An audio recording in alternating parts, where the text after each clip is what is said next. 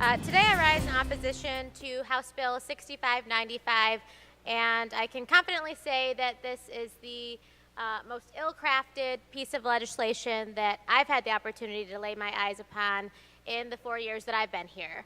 And I think that that statement is further evidenced by the fact that this bill is now on a second version, two versions of which were put before us in a matter of a couple hours. And further, a lot of those changes were a direct result of all of the holes that were placed in this legislation and all of the questions that went unanswered by the bill sponsor during committee this morning. And so for reference, this bill was introduced December 6th.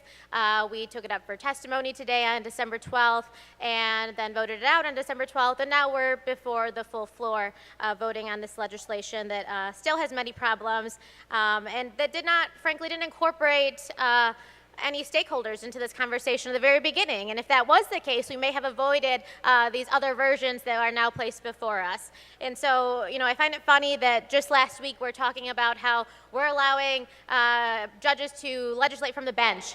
Well, they do that because of the policy that we craft here and the lack of details that we include in our policy. And so if we're going to be a legislature that puts forward sound policy and that is able to pass muster with the courts, then we need detail in our legislation. And this legislation lacks that detail. It lacks that input from legislators. And frankly, there's so many constitutional defects in this, I can hardly count them. And so I would ask my colleagues to vote no on this bill and to ask the bill sponsor to go back to the drawing board. Thank you.